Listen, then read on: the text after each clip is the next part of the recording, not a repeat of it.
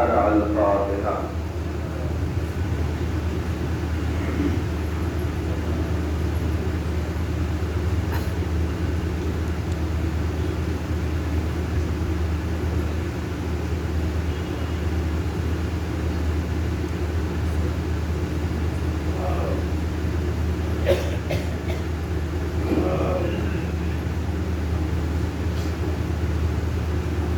لا حول ولا قوة إلا بالله العلي العظيم. أعوذ بالله من الشيطان اللعين الرجيم. بسم الله الرحمن الرحيم.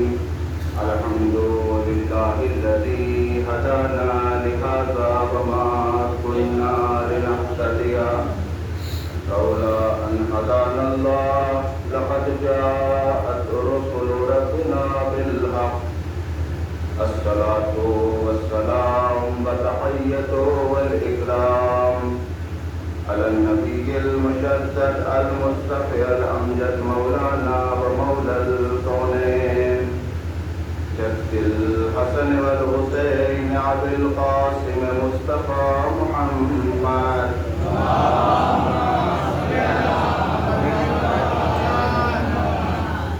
وعلى آله الطيبين الطاهرين المعصومين المظلومين. ولعنة الله على أعدائهم أجمعين من ليلنا هذا إلى قيام يوم الدين. أما بعد فقد قال الله تبارك وتعالى في القرآن الكريم وهو أصدق الصادقين وقوله الحق. بسم الله الرحمن الرحيم. يا أيها الذين آمنوا استجيبوا لله وللرسول إذا دعاكم لما يحييكم فاعلموا أنما يحول بين المرء وقلبه وإنما إليه تحشرون.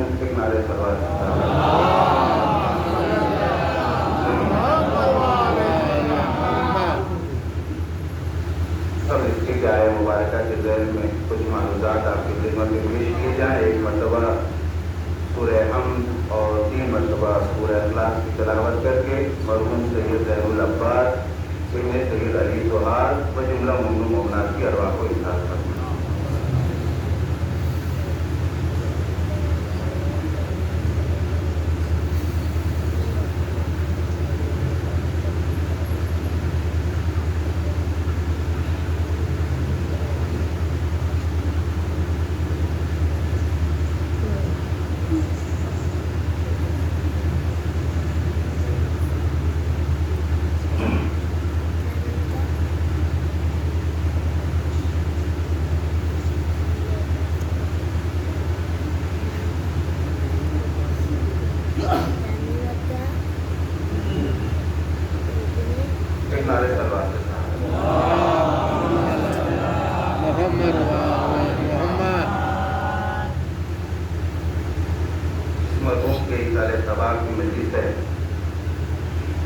ملاقاتیں ہماری ہوئی ان سے، اس سے بہرحال آپ سب ہم سے زیادہ واقف ہیں.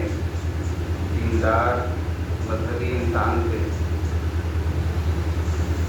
اور مراسم عزا مجالس عزا میں شرکت کرنا، ملنا ملانا بہرحال ان کا شیوا تھا جو ایک اچھے انسان کی اور مذہبی زندگی کی علامت ہے.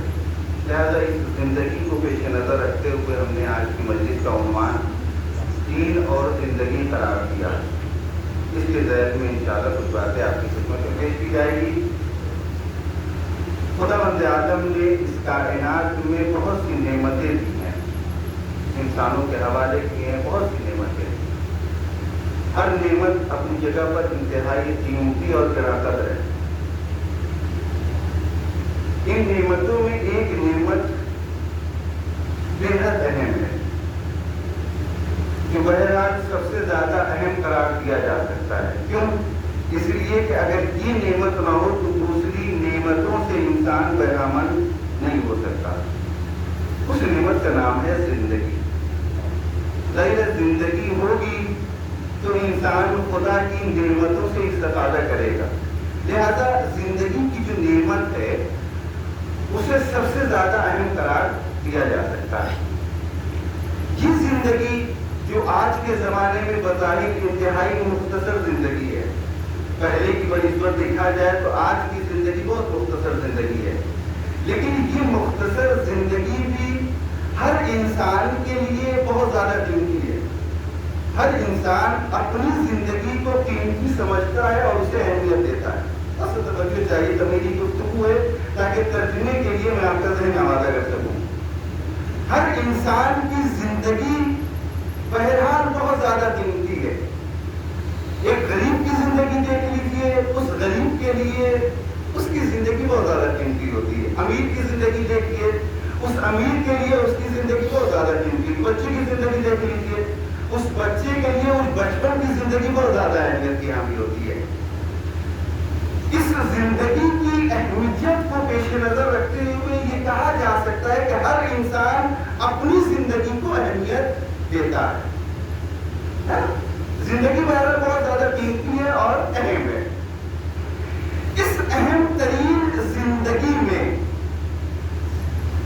انسان کو بہت سی مشکلات درپیش ہوتی ہیں. عام طور سے جو بزرگ ہیں وہ کہتے ہیں کہ زندگی دھوپ اور چھاؤں کا مجموعہ ہے.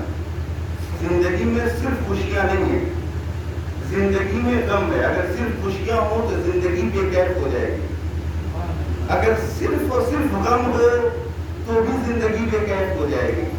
لہذا اسے دھوپ اور چھاؤں کا مجموعہ قرار دیا گیا ہے.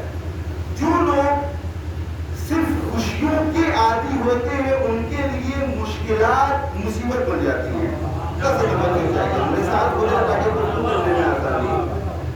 جو لوگ مشکلات کے عادی ہوتے ہیں ان کے لیے چھوٹی چھوٹی خوشیاں بھی کبھی کبھی مصیبت بن جاتی ہے. توجہ ہے آپ کی؟ یہ جو تال میل ہے خوشی اور غم کا، اس تال میل کو برقرار رکھنے کے لیے ایک ایسی چیز کی ضرورت ہے جو اسے زندگی کا واقعی مفہوم بتا سکے. ایک ایسی چیز کی اس خوشی اور غم کے ماحول میں ایک ایسی چیز کی ضرورت ہے، ایک ایسے نظام کی ضرورت ہے جو انسان کے ذہن میں خوشی کا بھی مفہوم پیش کر سکے، غم کا بھی مفہوم پیش کر سکے. توجہ ہے آپ کی؟ وہ کون سی چیز ہے؟ ظاہر انسان کے پاس اتنی عقل نہیں ہے کہ وہ خوشیوں کو باقاعدہ حاصل کرے اور اس سے استفادہ کرے. محدود ہے، عقل اس کی محدود ہے.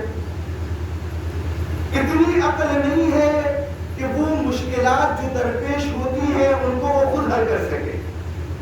ایک ایسی چیز کی ضرورت ہے جو انسان کی عقل سے ماورا ہو. تھوڑا سا توجہ چاہیے ہم کو. وہ کون سی چیز ہے جو انسان کی زندگی میں خوشی اور غم کا واقعی مفہوم پیش کر سکے، انسان کی زندگی کو باہدف بنا سکے؟ اسی چیز کا نام ہے دین. یہ دین ہے جو انسان کو زندگی کا واقعی مفہوم بتاتا ہے. اگر دین نہ ہو تو انسان زندگی کا واقعی مفہوم حاصل نہیں کر سکتا. زندگی کا واقعی جو مفہوم ہے، اس مفہوم کو حاصل کرنے کے لیے خدا بند عالم نے نظام مرتب کیا ہے جسے احکام کہا جا سکتا ہے، جسے قوانین اسلام کہا جا سکتا ہے.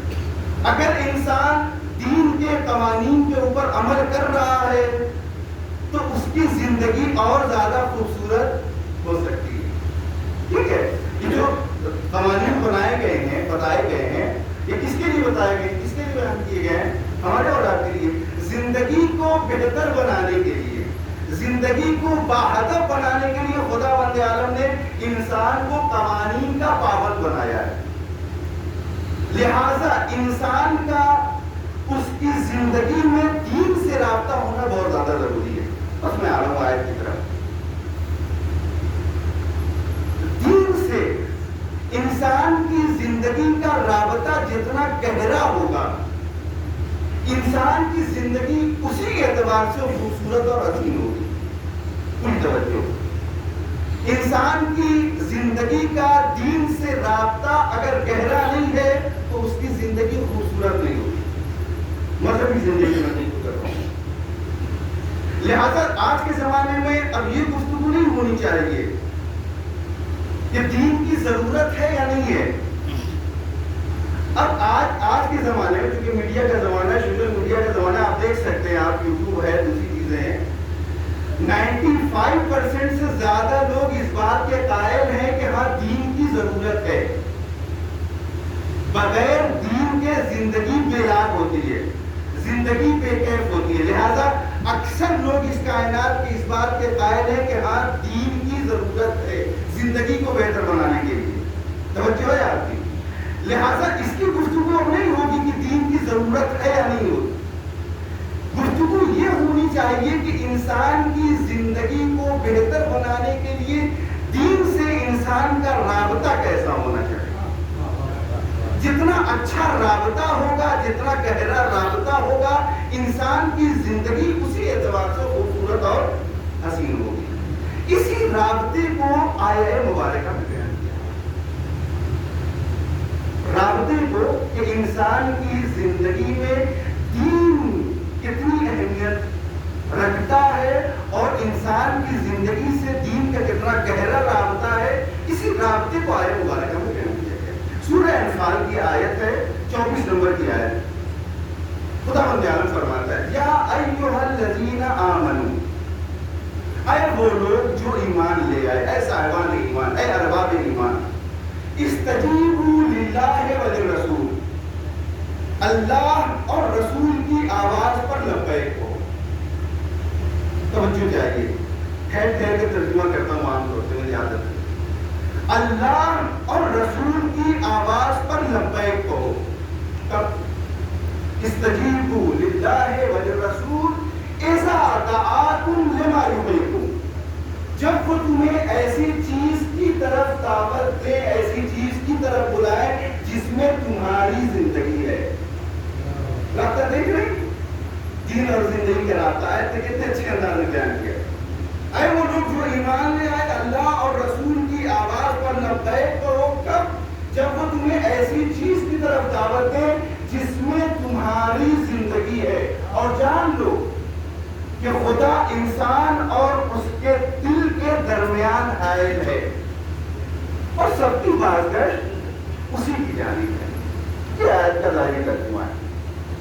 اب اس آیت کو اگر تفصیلی گفتگو کی جائے تو وقت بھی ہو گیا اور زیادہ وقت ہو جائے گا.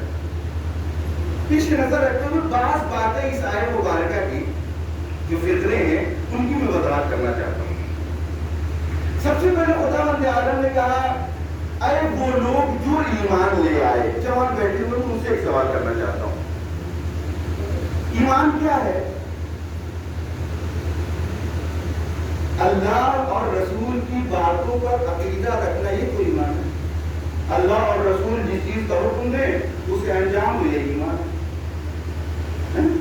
ایمان کا بہت دقیق گفتگو نہیں کرنا.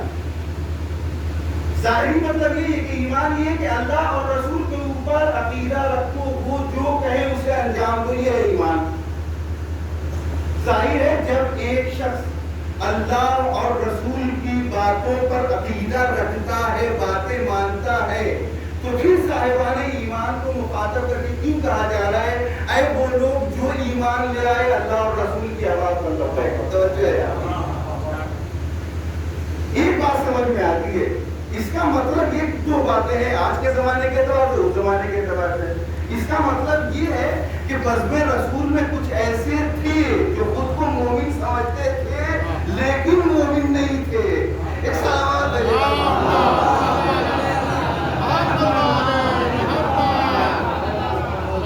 آج کے زمانے کے اعتبار سے ہم اور ہمارے اور آپ کے لیے یہ بات سمجھ میں آتی ہے. ممکن ہے یہ بات ہو کہ خداوند عالم بار بار یہ دھوکہ دے رہا ہو کہ اپنے آپ کو مومن سمجھ کے مطمئن نہ ہو جاؤ. زندگی بے حد اہم ہے.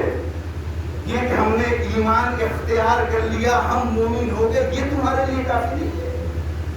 اپنے ذہن میں یہ بات ڈالو کہ شیطان ہے جو تمہاری ہاتھ میں ہے, لہٰذا اپنے آپ کو خدا کی طرف راغب رکھو, اس سے غافل نہ ہو جاؤ. اگر تم اس سے غافل ہو گئے تو تم دائرہ ایمان سے ذہن تمہارا اس کی طرف مرکوز ہونا چاہیے. یہ پہلا فیصلہ. یا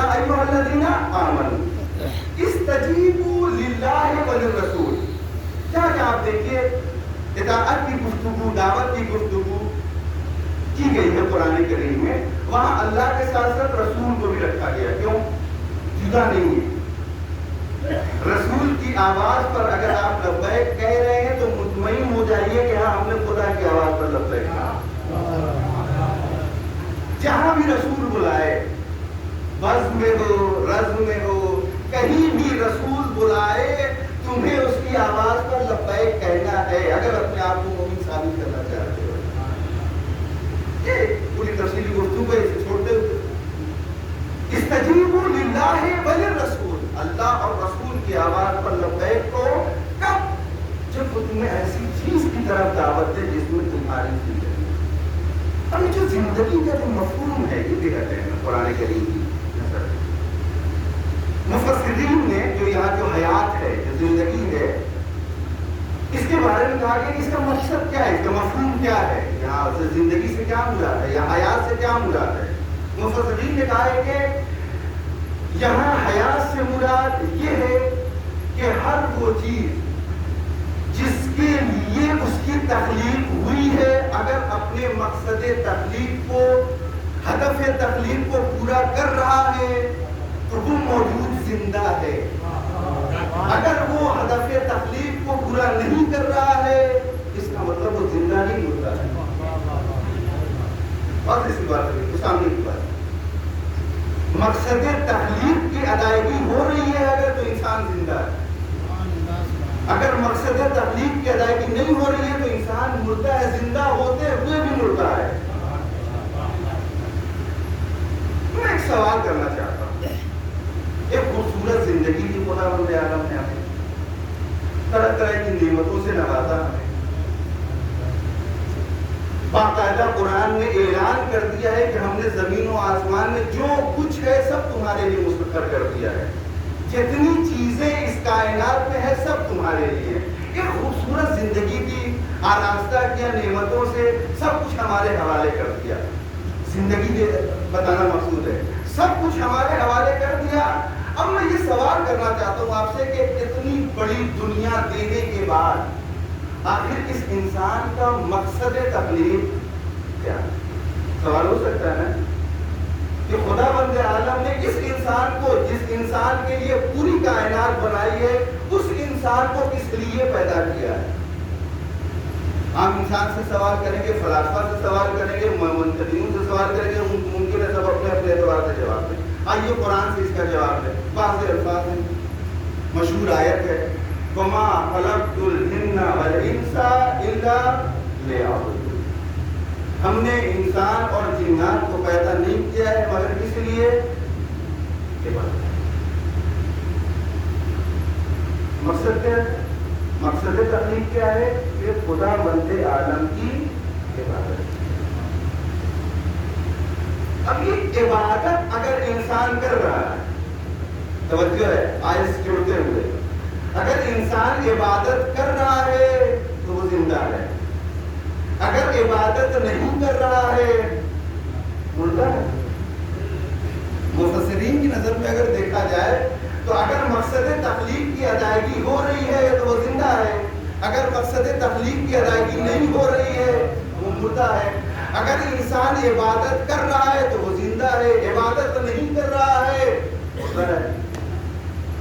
کتنے لوگ ہیں یہاں جو 24 گھنٹہ عبادت کرتے ہیں؟ سال میں صرف ایک مرتبہ رمضان آتا ہے، دن بھر میں صرف 5 مرتبہ نماز پڑھتے ہیں، اس کے بعد کوئی توجہ نہیں. جب ہم نماز پڑھ رہے ہوتے ہیں تو کوئی عبادت کر رہے ہوتے ہیں، روزہ رکھ رہے ہیں تو عبادت کر رہے ہیں، حج کر رہے ہیں تو عبادت کر رہے ہیں. عبادت سے ہٹ گئے وہ یہاں مردہ ہو گئے. ایسا توجہ چاہیے آپ کی. مقصد تخلیق کی ادائیگی اگر ہو رہی ہے تو انسان زندہ ہے، اگر ادائیگی نہیں ہو رہی ہے تو انسان مردہ ہے. جب تک ہم نماز پڑھ رہے ہیں زندہ ہیں. مقصد یہ ہے نا، مفہوم یہ واضح ہو رہا ہے. اس کا مطلب یہ ہے کہ جو عبادت کا ہم نے مفہوم اپنے معاشرے میں رائج کیا ہے، اسلام کی نظر میں عبادت کا وہ مفہوم نہیں ہے. ورنہ اسلام کی نظر میں اگر انسان نماز پڑھ رہا ہوتا تو وہ زندہ ہوتا، لیکن اسلام کہتا ہے کہ تم نماز پڑھتے ہوئے بھی زندہ ہو، نماز نہ پڑھتے ہوئے بھی زندہ ہو، لیکن تمہارے لیے ضروری ہے کہ تم لفظ عبادت کو، مفہوم عبادت کو سمجھ سکو۔ مفہوم عبادت کیا؟ ہم نے اپنے لیے اپنے ماحول کے اعتبار سے لفظ عبادت کو مسجدوں تک محدود کر دیا ہے۔ حقیقت یہ ہے کہ عبادت محدود لفظ کا نام نہیں ہے، ایک وسیع مفہوم کا حامل لفظ ہے، محدودیت نہیں ہے اس لفظ۔ اب آئیے مولا علی سے سوال کرتے ہیں۔ حضرت امام علی علیہ السلام فرماتے ہیں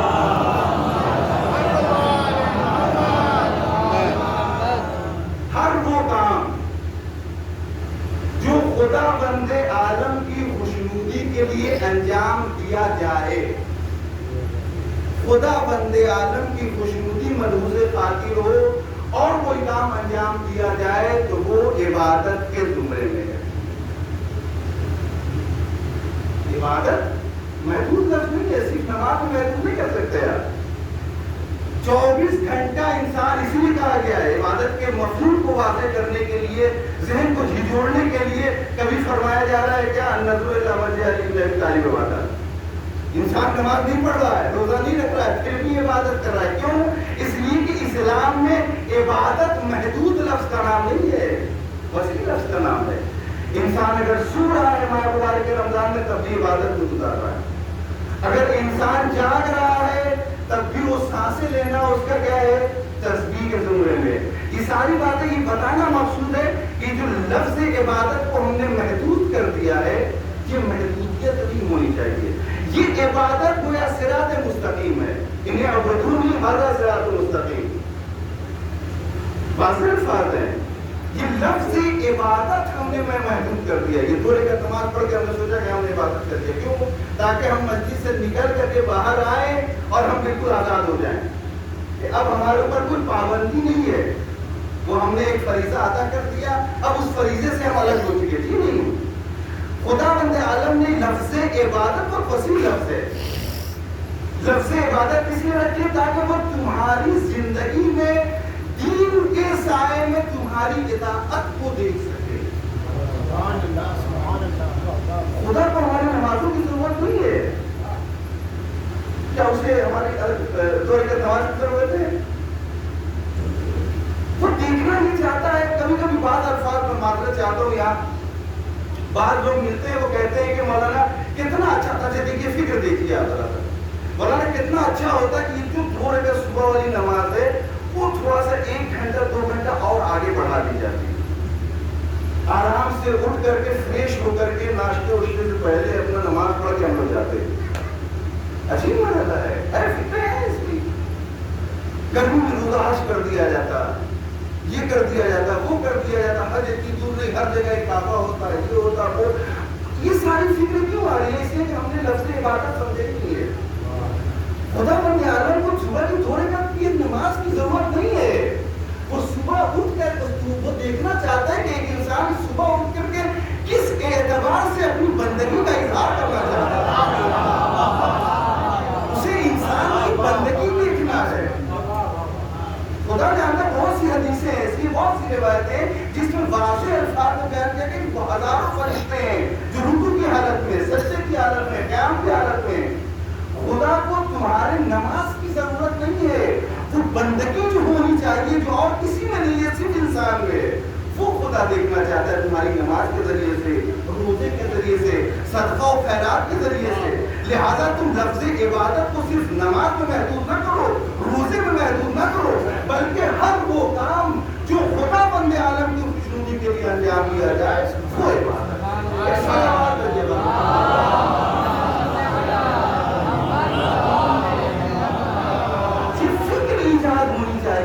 کے اندر جو ملحوظ کیا ہو، خدا بند عالم کی ذات والا صفات ہو۔ اسی لیے بات کے فکر میں کہا گیا وَعَلَمُوا أَنَّمَا يَقُولُ بَيْنَ الْمَرْءِ وَقَلْبِهِ، جان لو کہ خدا بند عالم کیا ہے؟ انسان اور اس کے دل کے درمیان حائل ہے۔ کیا مطلب؟ یہ شدت نزدیکی جو قربت انسان اور خدا کے درمیان ہے اسے بیان کیا جا رہا ہے. دوسری آیت میں ہے کہ خدا و تعالیٰ کیا ہے؟ رگ گردن سے بھی زیادہ قریب ہے. یہ فکر ہونی چاہیے عبادت میں. یہ نہ سوچا جائے کہ خدا ہے وہ ہے نہیں ہے کہاں ہے، یہ نہیں. خدا ہے وہ کہاں ہے؟ رگ گردن سے زیادہ نزدیک ہے. اللہ اکبر. اگر یہ فکر آ جائے تو عبادت میں مزہ آئے گا. ہم جو عبادت کرتے ہیں اس عبادت میں لطف کبھی نہیں ہوتا. کیوں نہیں ہوتا؟ اس لیے کہ ہم اسے بس ایک فریضہ سمجھتے اور چھوڑ دیتے ہیں. کہ نہیں، اگر یہ سوچا جائے ایک بادشاہ کو آپ دیکھیے، ایک بڑا آدمی آ جائے، مثلا آیت اللہ سیستانی آ جائے، ان کے سامنے آپ کو 2 رکعت نماز پڑھ رہی ہو، کیسے پڑھیں گے آپ؟ نہ رکوع کا سمجھ میں آ رہا ہے نہ سجدے کا سمجھ میں آ رہا ہے، ایسے پڑھیں گے ہے نا. ہم پڑھتے پہلے آپ سے بہت بہتر ہے. ہم جو نماز پڑھتے ہیں اسی کو پڑھتے ہیں. اللہ اکبر، تکبیرۃ الاحرام کب، قیام کب، سجدہ کب ہو گیا پتہ نہیں چلتا. اگر آیت اللہ سیستانی تو ایسے نماز پڑھیں گے. یہ فکر ایجاد ہو کہ خدا بندے عالم رگے گردن سے زیادہ نزدیک ہے. اگر یہ فکر ایجاد ہو جائے تو عبادت میں مزہ دوبارہ ہو جائے گا. اب ہم عبادت کریں گے تو یہ سوچ کے نہیں کریں گے کہ ہاں ایک فریضہ ہے اسے ادا کر دینا ہے. نہیں، خدا ہے جو حاضر و ناظر ہے، ہمیں دیکھ رہا ہے. اور یہ فکر آ گئی تو انسان گناہوں سے محفوظ رہے گا. حضرت علی فرماتے ہیں اتقوا معاصی اللہ فی الخلوہ فإن الشاہد هو الحاکم. تنہائی میں، اکیلے میں، خاص طور سے میں کر رہا ہوں، اکیلے میں گناہوں سے پرہیز کرو. اتقوا معاصی اللہ، اللہ کی معاصی سے، معصیت سے تنہائی میں پرہیز کرو. کیوں؟ فإن الشاہد هو الحاکم، اس لیے کہ گواہ وہی ہے جو حاکم ہے. جس کے ہاتھ میں فیصلہ ہے وہی گواہ ہے. یہ رگ گردن سے زیادہ جو نزدیک ہے وہی دیکھ رہا ہے، اسی کو وہاں پر فیصلہ کرنا ہے. لہذا ضرورت ہے کہ ہم تنہائی میں بھی خدا بندے عالم کی معصیت سے پرہیز کریں. بڑا اچھا، بڑی اچھی مثال ہے. استاد نے کہا کہ جو ملتزمہ کر کے آؤ تمام شاگردوں سے. کسی نے کہیں پر اور کسی نے کہیں اختیار کیا اپنا بیت الخلا تک کا انتخاب کیا جائے. اور ایک لڑکا ہے جو ایسے ایک ساری لے کر کے چلایا. پوچھا تم نے کہا؟ یہاں لے کے گئے، کوئی نہیں دیکھنے والا تھا. تم نے کہا یہاں لے گئے. اس سے پوچھا جو ساری لے کر گیا تھا تم نے کیوں نہیں ذبح کیا؟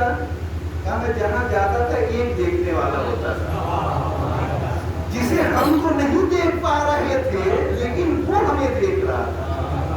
یہ ہے فکر. اگر انسان کی زندگی میں دین کے سائے میں، اگر انسان کی زندگی میں یہ فکر آ جائے تو انسان بہت سے گناہوں سے محفوظ رہ سکتا ہے. فَاعْلَمُوا أَنَّمَا يَحُولُ بَيْنَ الْمَرْءِ وَقَلْبِهِ. خدا بند عالم انسان اور اس کے دل کے درمیان آئے ہیں. لہذا اس قربت کو، اس نزدیکی کو محفوظ کر کے تم اپنی زندگی کو دین کے سائے میں گزارنے کی کوشش کرو. وہ ہے کہ شاہد کیا ہے، حاکم کیا ہے. اب اس آیت کے ذہن میں ایک جو بات بے حد اہم ہے جس کے لیے میں نے اب تک زحمت دی ہے کہ دین چاہتا ہے کہ انسان کی زندگی کامیاب گزرے، ہر اعتبار سے کامیاب گزرے. دین چاہتا ہے. اب ظاہر ہے دین نے جب نظام بنایا ہے، ایک مکمل نظام ہے اور نظام ہر اعتبار سے کامل ہے. دوسرے مذہب والے بھی کہتے ہیں کہ اسلام کا جو نظام ہے وہ سب سے زیادہ کامل ہے. اس کے باوجود مسلمان سب سے زیادہ ناگفتہ حالت میں. وجہ کیا ہے؟ انہیں تاریخ علوم سے بچتی ہے. اسلام نے باقاعدہ نظام دے دیا ہے، قیامت تک کے لیے ایک مکمل نظام ہے. کمی ہماری طرف سے، ہم اس نظام زندگی کے اوپر عمل نہیں کر رہے ہیں جو دین نے ہمیں دیا ہے. اگر ہم مکمل طور پر نظام زندگی کے اوپر عمل کرتے تو ہماری زندگی کامیاب ہوتی، ہماری زندگی کامیاب ہوتی، ہماری زندگی حسین اور خوبصورت ہوتی. اب ایک نظام جو دیا ہے اس میں 2 چیزیں بے حد ہیں. انہیں 2 چیزوں کے اوپر تفصیل سے ذرا سا ایمان کے ساتھ گفتگو کر کے بات کو کر دوں. وہ 2 چیزیں کیا ہے جو بے حد اہمیت کی حامل ہے، جس کی وجہ سے دین کا نظام مکمل ہوا ہے. اور اگر انسان اپنی زندگی میں ان دو چیزوں کی رعایت کرے تو اس کی زندگی کامل ہو سکتی ہے. پھر اسے کسی دوسری چیز کی ضرورت نہیں ہے. پہلی چیز کیا ہے؟ قرآن کریم. دوسری چیز کیا ہے؟ اہل بیت اللہ. دارکم فی الثقلین کتاب اللہ و اطرتی اہل بیت. وہ چھوڑ کے چلے گئے رسول اکرم. کیوں چھوڑ کے گئے؟ تاکہ ہماری زندگی دین کے سائے میں بہتر گزر سکے. توجہ چاہیے. آخری بات ہے, کیوں چھوڑ کے گئے؟ تاکہ دین کے سائے میں ہماری زندگی بہتر ہو سکے. کیوں؟ اگر ہم نے ایک ہاتھ میں قرآن کو رکھا, دوسرے ہاتھ میں اہل بیت کو رکھا, اور ہم دین کے سائے میں آگے بڑھے تو ہماری زندگی کامیاب ہو گئی. اس کے باوجود ہماری زندگی کامیاب نہیں ہے. وجہ کیا ہے؟ اس لیے کہ ہم نے نہ قرآن کو لیا نہ اہل بیت کو لیا. بہت معذرت کے ساتھ آخری بات ذرا توجہ چاہیے. قرآن کو بھی ہم نے چھوڑ دیا, اس لیے شکایت ہوگی.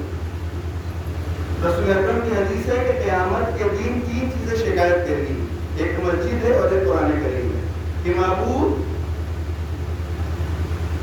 جن کے حوالے تو نے مجھے کیا تھا انہوں نے مجھے چھوڑ دیا, میں جھوٹ کر دیا.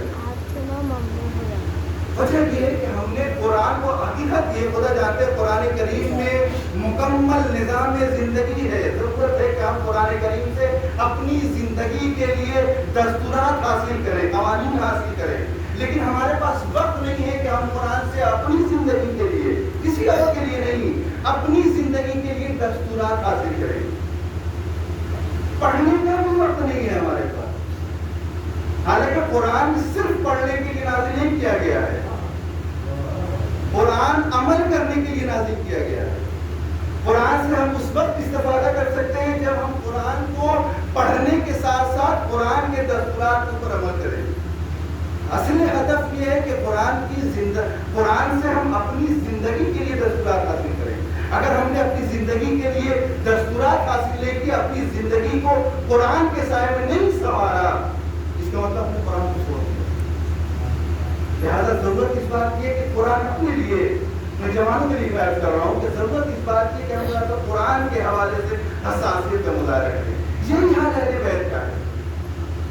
ہمارے جوان ماشاءاللہ دعویٰ کرتے ہیں کہ ہم اہل بیت کے چاہنے والے ہیں, ہم اہل بیت کے محب ہیں. ہر انسان اگر اپنے گریبان میں جھانکے تو پتہ چلے گا کہ ہم کس حد تک اہل بیت کے چاہنے والے ہیں. لفظ محبت کو ہم نے خود غرض بنا دیا, بہت زیادہ خود غرض لفظ ہو گئی ہے. ہم اہل بیت کے چاہنے والے ہیں یہ کہنا کافی نہیں ہے, محبت ناکافی ہوتی ہے. اگر صرف اور صرف انسان زبان سے دعویٰ کرے کہ ہم فلاں کے چاہنے والے ہیں لیکن عمل سے اظہار محبت نہ کرے, وہ محبت ناقص ہوتی ہے. اگر ہمیں زبان سے دعویٰ ہے کہ ہم اہل بیت کے چاہنے والے ہیں تو ہمارے لیے ضروری ہے کہ ہم اہل بیت کے دستورات کے اوپر بھی عمل کریں.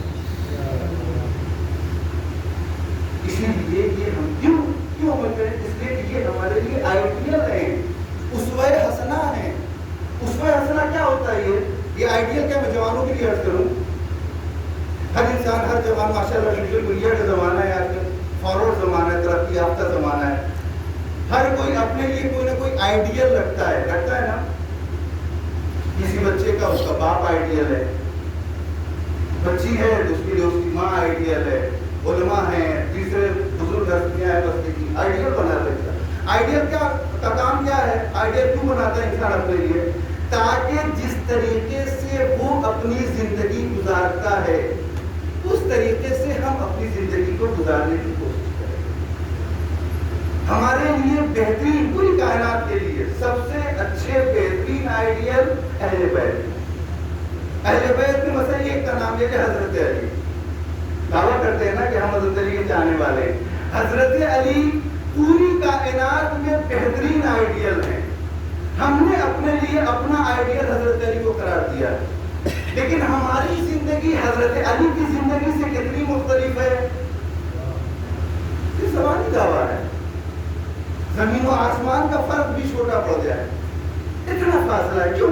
چھوٹی سی مثال دے دوں, ہمارا ہر کام ہمارے لیے ہوتا ہے, حضرت علی کا کوئی بھی کام ان کے لیے نہیں خدا کے لیے ہوتا، ہمارا ہر کام صرف ہمارے لیے ہوتا ہے، لیکن حضرت علی کا کوئی بھی کام ان کے لیے نہیں ہوتا، صرف اور صرف خدا کے لیے ہوتا ہے۔ چھوٹی سی مثال میں بس آخری گفتگو ہے، جنگ خندق سب نے سنی، مشہور جنگ ہے، امام ہے عمرو بن عبداللہ کے سامنے زیر کیا، زیر کرنے کے بعد آپ سینے پر سوار ہوئے، سب نے سنا ہے، صرف اشارہ کرتا ہوں، آپ سینے پر سوار ہوئے، تھوڑی دیر بعد کچھ لمحے بعد آپ سینے سے اٹھے کہ ہماری زندگی اور مولا کی زندگی میں کتنا فرق ہے۔ تھوڑی دیر بعد امام عمرو بن عبداللہ کے سینے سے اتر گئے۔ اچھا صورتحال تھوڑا سا وقت لینا چاہتا ہوں اپنے جوان بھائی کو، صورتحال آپ کے ذہن میں ہے، جنگ سے پہلے سب کے سروں پر ٹائر بیٹھے ہوئے تھے، حالت خراب تھی سب کی، کون جائے لڑنے کے لیے، ہے نا؟ صورتحال بہت زیادہ نازک تھی، وہ بڑا پہلوان تھا، مشہور تھا، کسی کو ہمت نہیں ہو رہی تھی، ایسا لگ رہا تھا جناب حضرت کا فرمان ہے، ایسا لگ رہا تھا جیسے سب کے سروں کے اوپر ٹائر بیٹھے ہوئے ہیں۔ جب بھی پوچھتے تھے کون جائے گا، اس کے مقابلے میں حضرت علی اٹھتے تھے، آپ تشریف لے کے گئے، صورتحال بالکل۔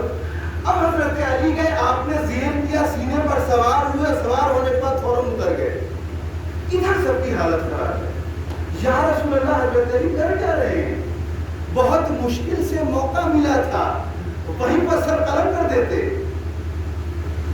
یہ ٹہل کیوں رہے آس پاس عمرو بن عبداللہ کے؟ علی ہاں تو ان سے پوچھنا۔ پھر تھوڑی دیر بعد حضرت علی گئے، آپ نے سر و تن میں جدائی کی، سر لے کر کے آئے، ادھر تو بے چینی تھی سب کو۔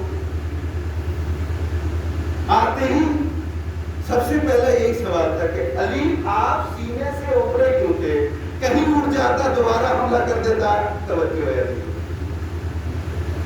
حضرت علی نے یہ جملہ کہا، جب میں اس کے سینے کے اوپر سوار تھا، دیکھیے ہماری زندگی اور مولا کی زندگی، جب میں اس کے سینے کے اوپر سوار تھا تو اس نے اپنا لعاب ذہن میرے اوپر پھینکا، اگر میں اس وقت عمرو ابن عبداللہ کا سر قلم کر دیتا تو اس میں میرا غیظ و غضب شامل ہو جاتا۔ علی کو گوارا نہیں کہ کوئی کام خدا کے علاوہ کسی اور کے لیے کرے، لہذا میں نہیں دیکھ رہا، جب میرا غصہ ٹھنڈا ہوا تب میں نے اس کے سر و تن میں جدائی کی۔ اس تناظر میں ذرا ہم اپنی زندگی کا جائزہ کہ ہم اپنی زندگی میں کتنا کام اپنے پروردگار عالم کے لیے کرتے ہیں۔ بس یہ آخری جملے ہیں، ذرا سا توجہ چاہیے۔ حضرت علی ایک آئیڈیل ہے ہمارے لیے، اگر ہمیں اپنی زندگی کو بہتر بنانا ہے تو ہمارے لیے ضروری ہے کہ ہم حضرت علی کو آئیڈیل کی حیثیت سے صرف دکھائے نہیں، بلکہ اس آئیڈیل کی زندگی کو اپنے لیے اختیار کریں تاکہ ہماری زندگی بہتر اور خوبصورت ہو۔ بہترین آئیڈیل، اس زندگی سے استفادہ کرنے کے لیے ضروری ہے کہ ہم اپنی زندگی میں ان کے دستورات کو، ان کے فرامین کو ڈالیں۔ اور یہ پوری تفصیلی گفتگو ہے، ایسا کچھ چھوڑتے ہوئے ایک بہترین زندگی حضرت علی ہمارے حوالے کرتے ہیں۔ اس زندگی کے اوپر عمل کرنا ہمارا اور آپ کا فریضہ، کیوں؟ ہمارے لیے، تاکہ ہماری زندگی کامیاب کر سکے۔ دین نے جو دستورات دیے ہیں، ان دستورات کے سائے میں ہماری زندگی بہتر گزر سکے، اور اس دستورات کے اوپر عمل کرنے کا بہترین نمونہ خود حضرت علی کی ذات والا صفات ہے، جنہوں نے اپنی زندگی میں دستورات دین کو باقاعدہ عملی کیا ہے، اور جو دستورات دین کے اوپر باقاعدہ عمل کیا ہے، اور یہ زندگی آگے بڑھی۔ نمونے عمل جو آپ کے فرزند ہیں وہاں سے، ان کی زندگی کے بہترین نمونے عمل،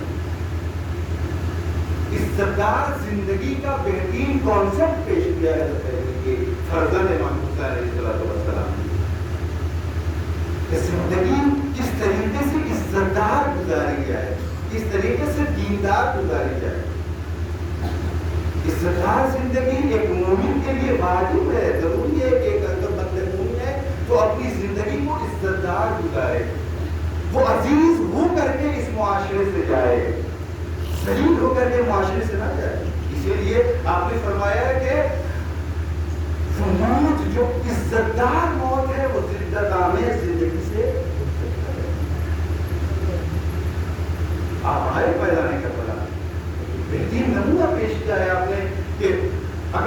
شدت زندگی سخت ہو جائے معاشرے میں تو اپنے آپ کو دین کے اوپر قربان کر دو. اور آپ نے یہی کام کیا میدان کربلا. آپ تشریف لائے, اکیلین ہیں, اجزا ہیں, انصار ہیں, چاہنے والے ہیں, اصحاب ہیں. مختصر قافلہ ہے لیکن عجیب قافلہ ہے جس نے بہترین زندگی کا ثبوت کیا ہے. مرنے کے بعد بھی زندگی کے لیے نمونے عمل پیش کیا. قتل ہو گئے لیکن زندگی جینے کا سلیقہ دے گئے. اور مختصر ہے. امام حسین ہے, آخری وقت ہے, خیمے میں آئے اور آنے کے بعد کہا زینب ام کلثوم علیہ النبی السلام. آپ میدان کربلا میں تشریف لے آئے اور آنے کے بعد وہ جنگ کی کہ پشتے پہ پشتے لگا دیے. لیکن وہ وقت بھی آیا, اختصار کے ساتھ وہ وقت بھی آیا کہ ایک مرتبہ عاطف ریبی کی آواز ہی اے حسین شجاعت کے جوہر دکھاتے تھے اور ذرا صبر کے جوہر دکھاتا تھا. تو یہ آواز امام حسین کے کان سے ٹکرائی. آپ نے نیام میں تلوار رکھی. ابھی تو مقتل کا فرقہ ہے کہ جیسے ہی امام حسین نے نیام میں تلوار رکھی, ایک مرتبہ بھاگی ہوئی فوج سمٹ آئی. کوئی تیر مارتا ہے, کوئی تلوار مارتا ہے, کوئی تبر سے حملہ کرتا ہے. ابھی تو کسی کے پاس کچھ نہ ہوتا, وہ پتھروں سے امام مظلوم کے اوپر وار کرتا ہے. ایک وہ وقت آیا کہ امام حسین زین کے اوپر سنبھل نہ سکے, زین سے زمین پر تشریف لے آئے. لیکن عالم عجیب ہے, جسم ہے تیروں سے چھلنی ہے. ایک مرتبہ شمر کن خنجر لے کر کے آگے بڑھا. عجیب و منظر عجیب ہے. ادھر تلے کے اوپر ایک دکھیاری بہن ہے جو دیکھ رہی ہے. منظر بہت زیادہ دردناک ہے.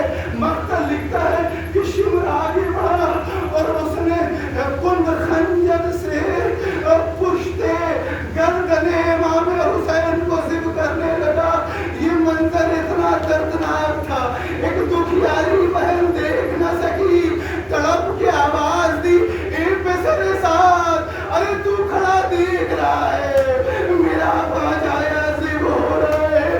جناب زینب کی آواز جیسے ہی امام حسین کے کانوں تک پہنچی, آپ نے جسم کی تمام طاقت آنکھوں میں سمیٹی, اشارہ کیا بہن زینب ابھی حسین زندہ ہے, خیمے میں واپس چلی جاؤ. عزیز